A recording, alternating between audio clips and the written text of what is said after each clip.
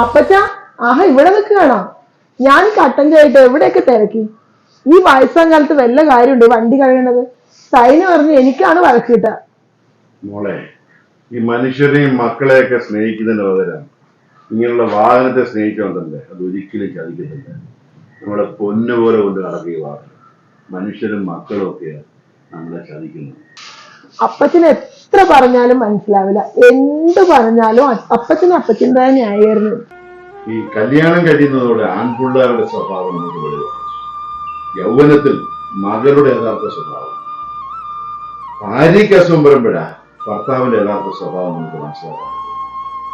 എന്നാൽ ഭർത്താവിന്റെ ദാരിദ്ര്യത്തിൽ ഭാര്യയുടെ സ്വഭാവം മനസ്സിലാവും. നമ്മുടെ വിഷമാവസ്ഥയിൽ കൂട്ടുകാരെ മനസ്സിലാക്കാൻ, വഴക്കുണ്ടാകുമ്പോ സഹോദരനെ മനസ്സിലാക്കാം, സ്വത്ത് വിഷയം വരുമ്പോ സഹോദരിയെ മനസ്സിലാക്കാം. അപ്പൊ മക്കളുടെ സ്വഭാവം എപ്പോ മനസ്സിലാകും? ഇപ്പൊ ഞാൻ മനസ്സിലാക്കിയാണല്ലോ. വാർദ്ധക്യത്തിലെ മോളെ മക്കളെ നമുക്ക് ഏറ്റവും കൂടുതൽ മനസ്സിലാക്കാൻ പറ്റും. മോളെ, ഈ തപാല് പോലെയാണ് നമ്മുടെ ജീവിതം. തപാല് പോലെയോ? അതെന്ത് ഉപമ അപ്പച്ച?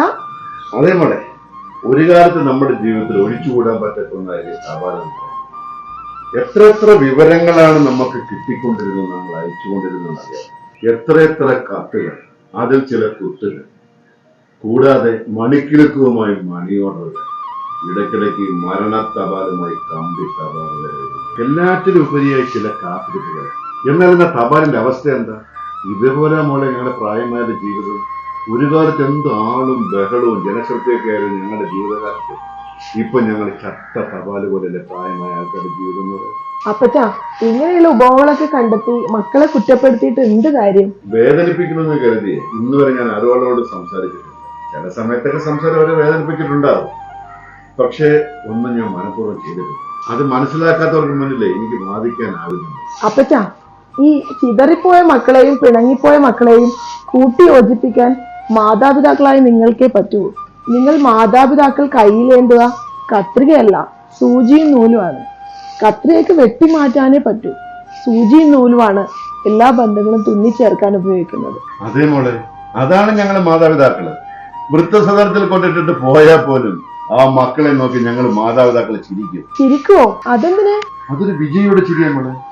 ഇത്രയും കാലം ഞങ്ങൾ കൊച്ചു കുഞ്ഞുങ്ങളെ പോലെയല്ലേ അവരെ നോക്കിയത്. ഇന്നൊരു വളർന്നു വലുതായി, സ്വന്തം കാലിൽ നിൽക്കാൻ പ്രാപ്തരായി. ഇനി ഞങ്ങളുടെ ആശയം അവർക്ക് വേണ്ടല്ലോ. ഇനി മനസ്സമാധാനത്തോടെ ഞങ്ങൾക്ക് കണ്ണടയ്ക്കാമെന്നുള്ളൊരു സന്തോഷം.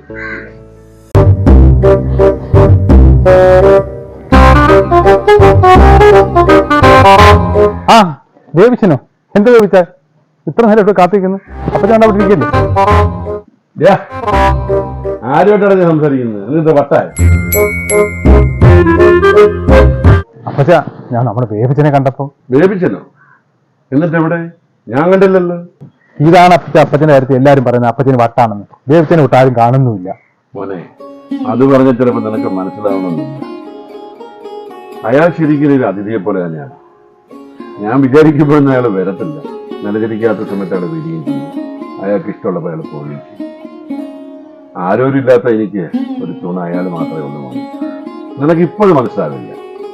എന്റെ ഒരു ഘട്ടം വരുമ്പോ നിനക്ക് തനിയെ മനസ്സിലാക്കിയുള്ളൂ.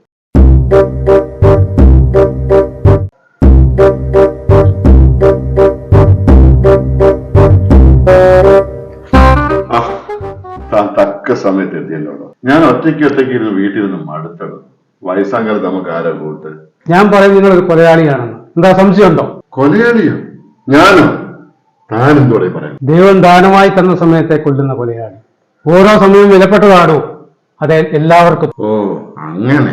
നിയമം ലംഘിക്കുന്നവർ മാത്രമല്ലല്ലോ കുറ്റക്കാർ. ജീവിത സാഹചര്യങ്ങളോട് മറ്റുള്ളവരോട് ഉത്തരവാദിത്വമില്ലാതെ പെരുമാറുന്നവരെല്ലാം കുറ്റക്കാരാണ്. അങ്ങനെ താൻ പറയുന്നവരെല്ലാരും കണ്ടിരുന്നെങ്കിലേ ഇന്ന് ഓരോ വീടുകൾക്കുള്ളിലും നിരവധി തടവറകൾ ഉണ്ടാക്കേണ്ടി വന്നു. തനിക്ക് എന്തൊക്കെ അനുഗ്രഹങ്ങളാണോ ദൈവം തന്നിട്ടുള്ളത്?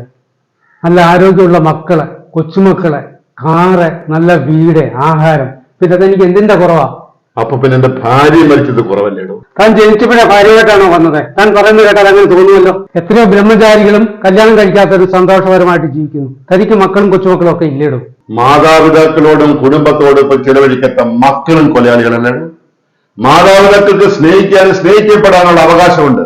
അത് ധ്വംസിക്കുന്ന മക്കളാണ് യഥാർത്ഥ കൊലയാളികൾ.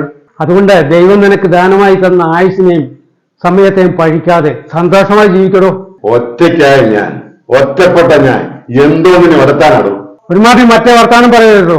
താൻ ഏത് ദൈവത്തിലാണോ വിശ്വസിക്കുന്നത്? ക്രിസ്തുവിന്. ഈ യേശു ക്രിസ്തു ഒറ്റയ്ക്കല്ലേ കുരിശി കിടന്നത്?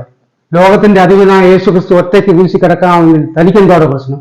നമ്മളെ പോലുള്ള വയസ്സന്മാരല്ല, ജീവിതയാത്രയിൽ സഹന ദുരിതങ്ങളുടെ കാൽവരി കയറി മടുത്തവരാണ്. അപ്പോഴെല്ലാം കുരിശിലേക്ക് നോക്കൂ. ക്രിസ്തുനാഥൻ ഒറ്റയ്ക്കല്ലേ, അവൻ ഇറങ്ങി വരും തന്നെ ആശ്വസിപ്പിക്കാൻ. അത് തന്നെയാണോ എന്റെ ആശ്രയം? അത് തന്നെയല്ലേ ഞാൻ എന്നും ചെയ്യുക. ഈ വയസ്സായ നമുക്ക് പിന്നെ വേറെ ആരുണ്ടോ?